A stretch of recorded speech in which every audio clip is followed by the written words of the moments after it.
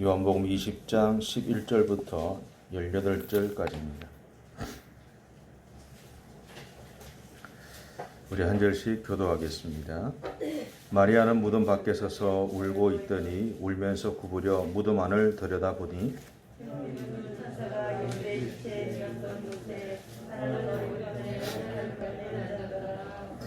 천사들이 이르되 여자여 어찌하여 우느냐 이르되 사람들이 내 주님을 옮겨다가 어디 두었는지 내가 알지 못함이니이다.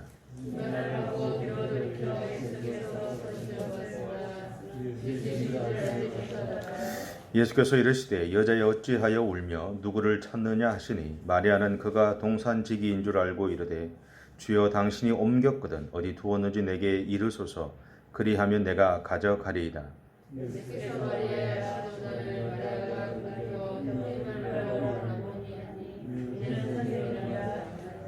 예수께서 이르시되 나를 붙들지 말라 내가 아직 아버지께로 올라가지 아니하였노라. 너는 내 형제들에게 가서 이르되 내가 내 아버지 곧 너희 아버지 내 하나님 곧 너희 하나님께로 올라간다 하라 하시니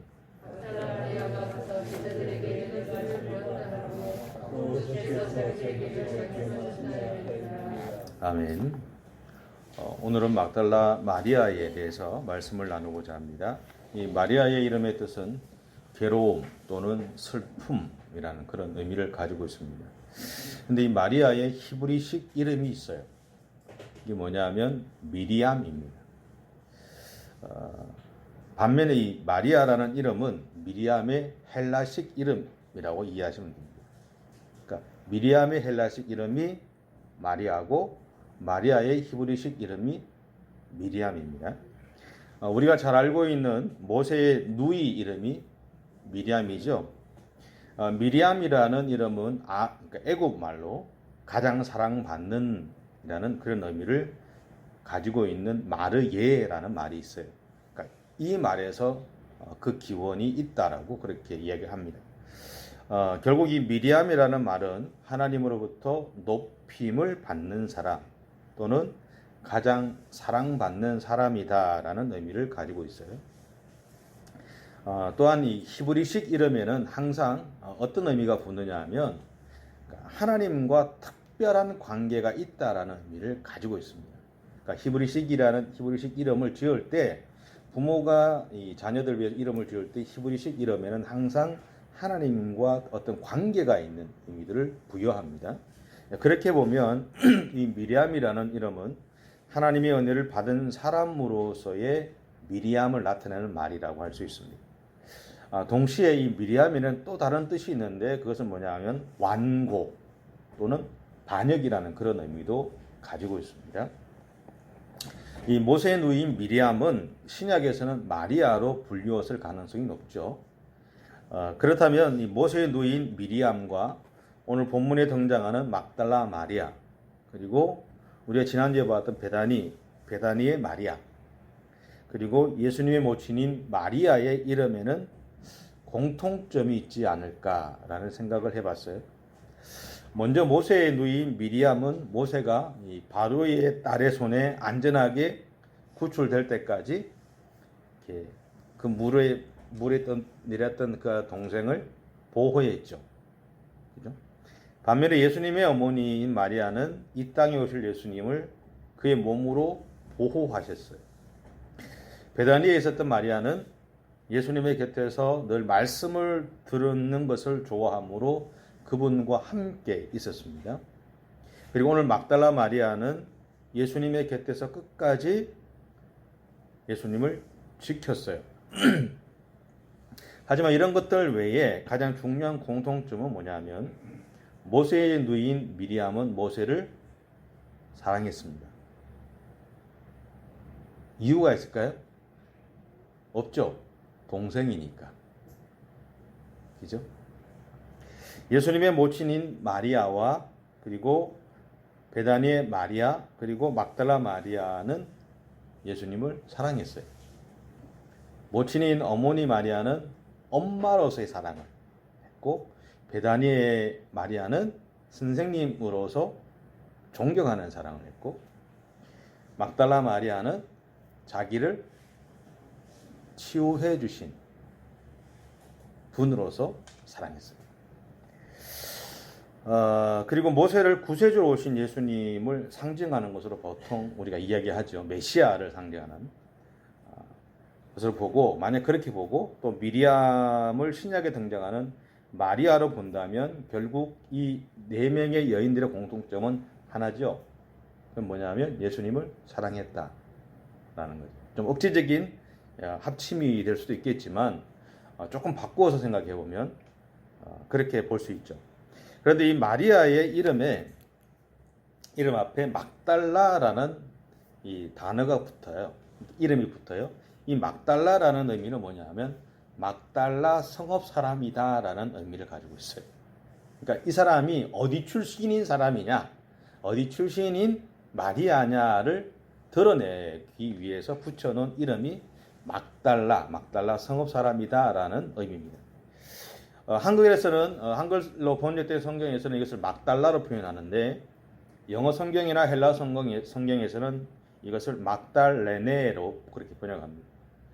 이것은 아람어 막델라의 헬라의 형태로 망대, 망누라는 그런 의미를 가지고 있다고 해요. 그래서 신학자들은 이 막달라 마리아에게 있어서 막달라라는 말은 그 성읍을 지키는 망대 이름을 따서 지은 것이라고 보는 사람들도 있습니다. 어쨌든 막달라라는 이름에는 막달라 성읍이라는 그런 의미가 있다라는 거죠.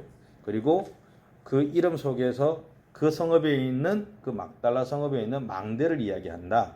지키는, 보호하는 어떤 그 파수꾼의 역할, 그런 의미를 가지고 있는 사람이다라고도 할 수 있죠. 그리고 이 막달라, 그러니까 당시에 이 막달라라는 도시는요, 상업적으로 유명한 도시였다고 합니다. 돈이 많고 무역이 활발한 도시였어요. 돈이 많은 곳에는 뭐가 따르죠? 여러분 아십니까? 돈이 많이 이렇게 있는 도시에는 꼭 뭐가 따르냐면 도덕적으로 부패함이 따릅니다. 도덕적 부패함이 따라요. 그래서 이 성경은 이 여인에 대해서 귀신에 들렸던 이유가, 그러니까 막달라 마리아라고 이야기할 때 우리가 보통 귀신에 들렸던 여인이라고 이렇게 표현하면 좀 이따 나중에 이야기하겠지만 들렸던 이유 중에 하나로 보는, 그러니까 이것이, 그러니까 이 여인이 살았던 이 막달라라는 이 성읍이 갖고 있는 이런 상황들이 결국 이 여인으로 하여금 어떤 귀신에 들리게 만들었던 이유 중에 하나가 아니었을까라고 보는 학자들도 있습니다. 자, 어쨌든 오늘 본문을 보면 다른 복음서에는 등장하지 않는 장면이 나옵니다. 그것은 무덤 밖에서 울던 막달라 마리아가 실제로 부활하신 예수님을 만났다라는 겁니다. 그러니까 이 모습은 우리에게 한 가지 의구심을 가지게 합니다. 이게 뭐냐면 막달라 마리아라는 여인이 도대체 어떤 사람이기에, 도대체 무슨 착한 일을 했고 또 어느 정도 얼마나 칭찬받을 만한 믿음을 가진 사람이기에 제자들보다 먼저 부활하신 예수님을 만났을까? 왜냐하면 우리가 하나님의 은혜를 사모하다 보면, 그리고 하나님의 은혜가 우리 안에 충만할 때 우리가 공통적으로 가지는, 그러니까 공통적으로 보여주는 태도들 중에 하나가 있어요. 그게 뭐냐면 내가 어떻게 하면 하나님의 은혜를 더 받을 수 있을 것인가, 그리고 다른 사람들과 다르게 내가 어떻게 하면 예수님을 더 경험할 수 있을 것인가라는 그런 모습들. 그러니까 우리 안에 그런 것들이 있죠. 우리가 하나님의 은혜를 경험하고 은혜를 사모하다 보면 남들과는 좀 다르게 내가 조금 더 하나님과 가까이 있고 싶은 그런 마음. 그러니까 하나님에게 내가 조금은 더 특별한 존재가 되고 싶은 마음이 우리 안에 있거든요. 근데 막달라 마리아라는 여인이 도대체 누구기에, 어떤 사람이기에 그가 제자들, 예수님을 따라다녔던 그 제자들보다 먼저 예수님을 만나는 이 사건, 이 장면, 이 사건들이 주어질 수 있었을까?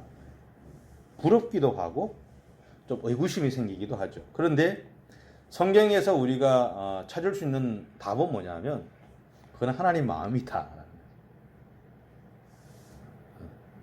막달라 마리아라는 사람이 특별하기 때문에 예수님이 먼저 만났다 라고 표현할 수도 있지만 그거는 모른다라는 거죠. 그거는 전적으로 하나님의 뜻에 달려있다. 왜냐하면 우리가 믿음의 삶을 살아가고 신앙생활을 이렇게 살아가면서 우리 안에 일어나는 많은 일들을 보면 내가 뭔가를 했기 때문에 하나님이 나에게 뭔가를 하시는 것이 아니죠. 내가 뭔가를 하지 않아도 하나님이 나에게 뭔가를 하시는 경우가 훨씬 많아요. 대부분이에요. 그건 하나님의 마음이다라는 거죠. 어떤 사람에게 하나님이 이것을 주고 어떤 사람에게는 이것을 줘요. 그거를 가장 비건되게 이렇게 보여주는 게 뭐냐면 포도원에서 일하는 일꾼들을 이렇게 데리고 가는 비유에 등장하죠. 주인이 아침 6시에 일꾼들을 데리고 가요. 9시에 데려가죠. 12시에 데려가요. 그리고 오후 3시에 데려가요. 오후 5시에 데려가요. 근데 주는 돈은 똑같이 줬어요. 왜? 약속을 그렇게 했기 때문에. 근데 그것에 대해서 1시간 와서 1시간 일하고 그 돈을 받은 사람은 감격했을 것이고 3시간 일하고 그 돈 받은 사람도 너무 감격하고 고마웠을 것이고 6시간 하고 일한 사람은 조금 덜 감격했지만 그래도 감사했을 것이고 제일 억울한 사람은 새벽 6시에 약속하고 간 사람이에요. 12시간을 일했는데 똑같은 돈을 줬어요. 그때 주인이 하는 이야기가 있죠. 내 돈을 가지고 내 마음대로 한다. 너희가 나와 그 돈에 계약하지 않았냐? 그 돈을 주든 그보다 더 많은 돈을 주든 그것은 누구 마음이라고요? 주인 마음이다. 주인 마음. 답은 그거죠. 도대체 이 사람이 뭘 했기 때문에 라기보다 그건 하나님 마음이었을 것이다 라는 거예요. 자, 그럼에도 우리가 불구하고 우리가 좀 찾아볼 수 있는 게 뭐냐면 누가복음 24장 1절부터 10절을 보면 막달라 마리아가 안식 후 첫날 새벽에 주님의 죽음을 안치한 무덤을 찾아가는 장면이 나옵니다. 여기서 막달라 마리아가 예수님의 무덤을 찾아간 이유는 한 가지였어요. 그것은 뭐냐면 향품을 가지고 가서 예수님에게 유대식 장례 예식을 치르기 위함입니다. 왜냐하면 예수님이 십자가에 달리신 날은 안식일 전날이죠. 그러니까 유대인들은 안식일을 범하지 않기 위해서 안식일 전날 십자가에서 예수님의 시신을 아주 급하게 수습합니다. 그리고 지금의 자리에 임시로 안치를 한 거예요. 가까운 곳에서 안식일을 범하지 않기 위해서. 이 말은 뭐예요? 제대로 된 장례 예식을 행하지 못했다라는 것을 의미합니다. 그래서 막달라 마리아는 제대로 된 장례 예식을 예수님에게 행하기 위해서 안식 후 첫날 새벽에 향품을 준비해서 예수님의 무덤을 찾아간 거예요. 그것이 하나의 이유일 수도 있겠죠. 자, 마태복음 27장 60절과 61절에 보면요. 막달라 마리아가 예수님의 죽음이 안치되는 것을 끝까지 지켰던 것으로 증언합니다. 이것도 그 이유 중에 하나일 수도 있겠죠. 굳이 성경에서는 이 여인에 대해서 그렇게 표현을 하고 있거든요. 그러면 이 사람이 그렇게 했다라는 의미 속에는 예수님을 향한 막달라 마리아가 가지고 있었던 마음을 알 수가 있죠. 참 좋아했다. 다른 제자들도 싫어했다는 이야기가 아니라 좋아했지만 이 여인만큼 이렇게 좋아함을 드러내지 못했다라는, 끝까지 무덤에 안치되는 것을 지켰다라는 걸 잘못하면 잡혀서 고초를 당할 수 있는 상황이 될 수 있었다라는 것을 의미합니다. 그것을 감내할 정도로 막달라 마리아에게 있어서 예수님은 소중한 존재였다는 것을 의미하죠. 근데 마가복음 16장 9절부터 11절에 보면 이 막달라 마리아에 대해서 앞에서 제가 얘기했던 마리아에 대해서 과거에 7 귀신이 들렸다가 치유받은 사람으로 증언합니다. 여러분, 귀신 들렸던 사람이 그 상황에서 벗어나려고 했을까요? 제가 질문을 던진 거예요. 답은 하지 마세요. 일반적으로 귀신 들린 사람들은요, 그 안에 2가지 마음을 가지고 있습니다. 첫째는 뭐냐면 귀신으로부터 벗어나고 싶은 마음이에요. 2번째는 지금까지 자기를 지배했던 귀신들이 떠난 다음에 자기의 삶에 닥치게 될 것에 대한 두려움이 있습니다. 그러니까 벗어나고 싶은 마음도 있고 벗어나려고 하니까 무서운 마음도 있는 거예요. 예전에 제가 어느 교회에 있을 때, 부산에 있을 때 그런 일이 한번 있었어요. 어떤 여자분이 찾아왔어요.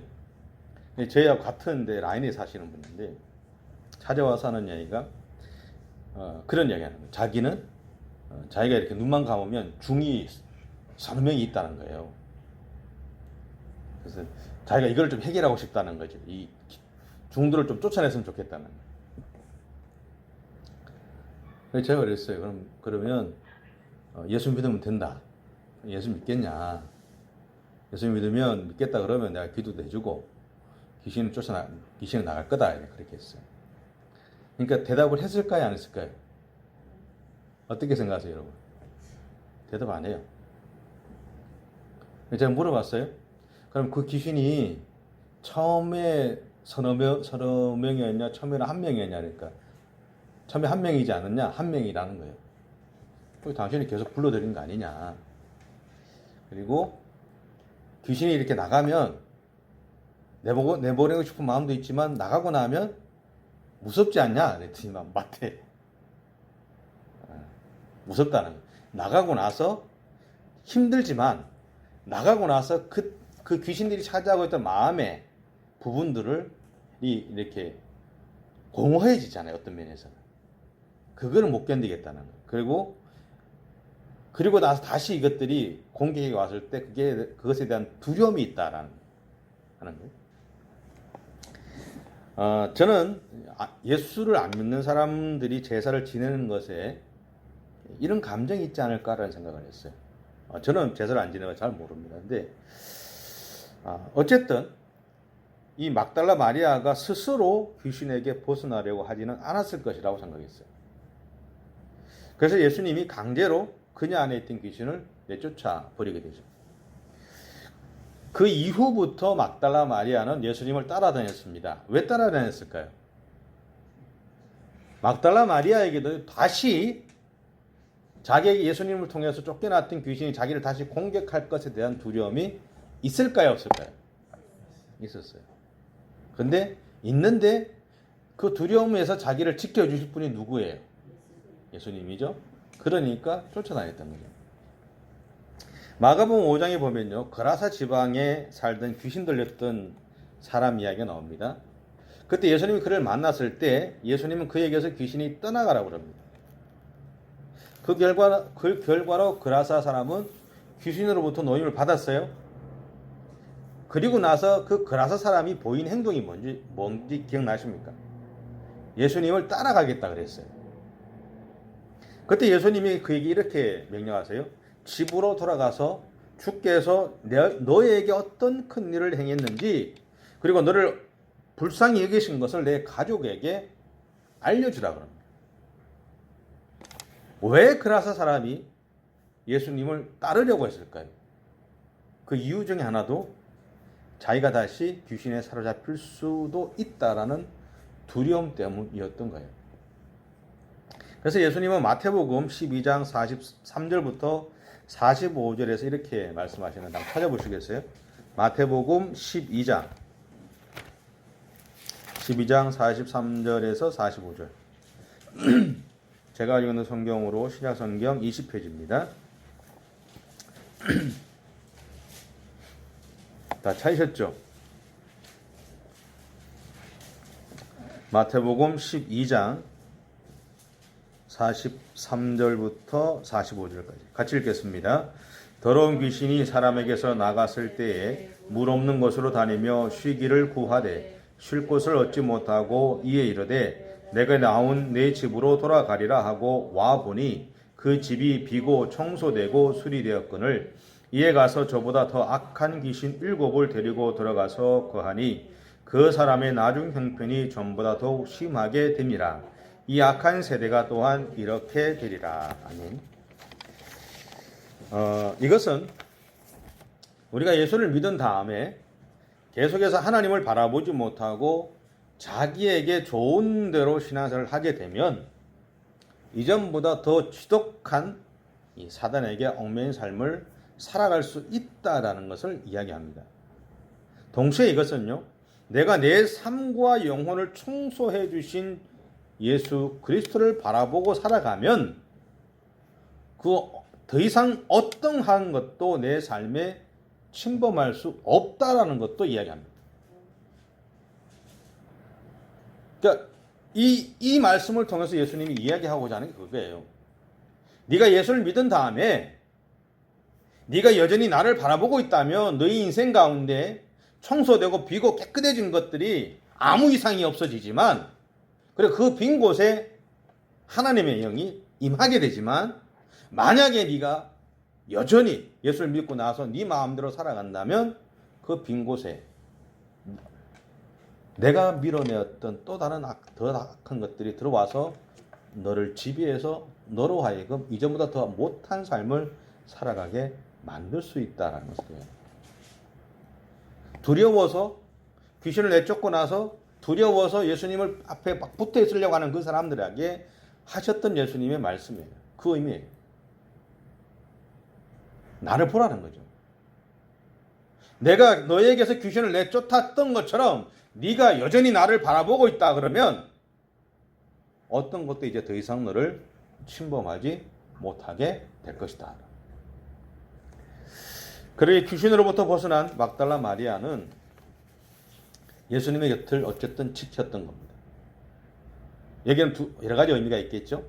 두려움 의미도 있었을 것이고, 어쩌면 그 예수님의 이야기를 듣고 더 이상 두려운 것이 아니라 정말 예수님만 바라보기 위해서 예수님의 곁을 지켰을 가능성도 높습니다.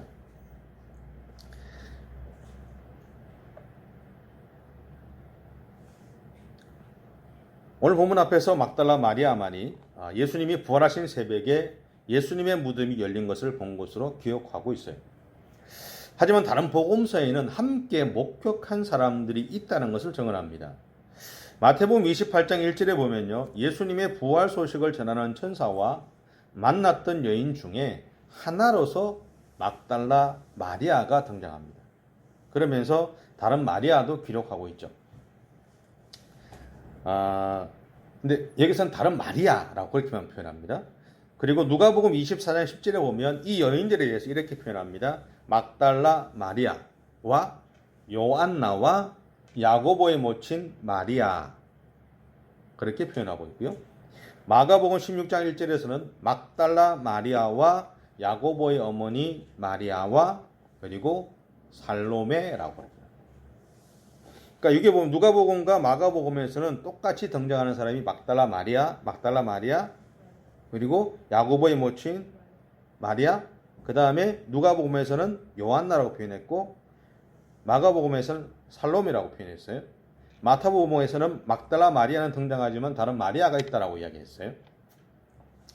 요한복음 19장 25절에 보면요, 예수님이 십자가에서 죽으셨을 때 그의 곁에 있었던 여인들 중에, 여인들을 이야기하면서 이렇게 얘기합니다. 예수님의 어머니 마리아와 이모, 그리고 글로바의 아내 마리아, 그리고 막달라 마리아. 마태, 마가, 누가, 요한에 네 번 다 들어간 사람이 누구예요? 막달라 마리아예요. 그렇게 치면 어쨌든 막달라 마리아는 예수님 곁에 있었던 여인이다라는 거죠. 근데 여기서 예수님의 죽음을 중심으로 등장한 이 글로바의 아내 마리아는 야고보의 어머니 마리아일 가능성이 높다 그럽니다. 그리고 요한나라고 하는 사람은 헤롯의 청지기인 구사의 아내였을 것으로 보고요.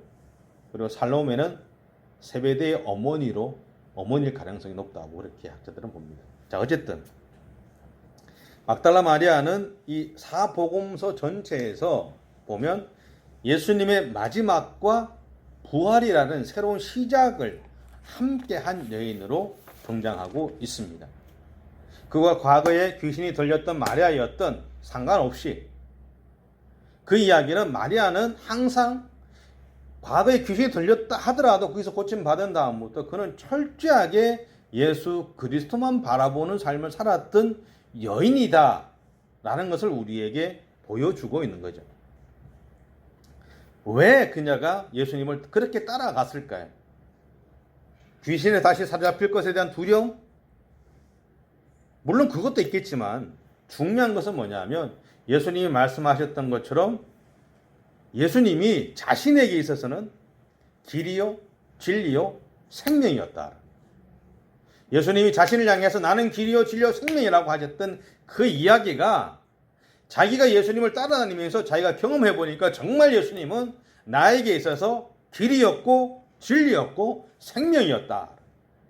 그래서 그는 예수 그리스도만 바라보고 변함없이 믿음의 길을 갔다라고 할 수 있는 겁니다.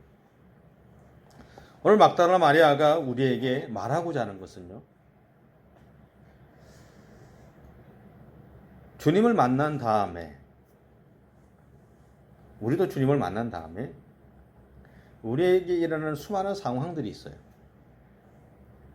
상황과 상관없이 우리도 예수님만 바라보는 삶을 살아가기를 원하는 마음이 그 가운데 있다라는 겁니다. 다른 거 생각하지 마세요. 이 막달라 마리아가 우리에게 보여주는 건 딱 한 가지. 그가 예수를 믿은 다음부터 그는 끝까지 예수님만 바라보고 살았어요. 수많은 상황이 있었겠죠. 그죠? 그 상황 중요했지만 때로는 흔들리기도 했을 거예요. 그런데 흔들리기는 했지만 여전히 그는 예수님만 바라보고 살았다라는 거예요. 저도 그렇고 여러분도 그렇고 우리에게 주어진 여러 가지 많은 일들이 있지만 여전히 예수님만 바라보고 살아가시는 한 주가 되시기 바랍니다. 기도하겠습니다.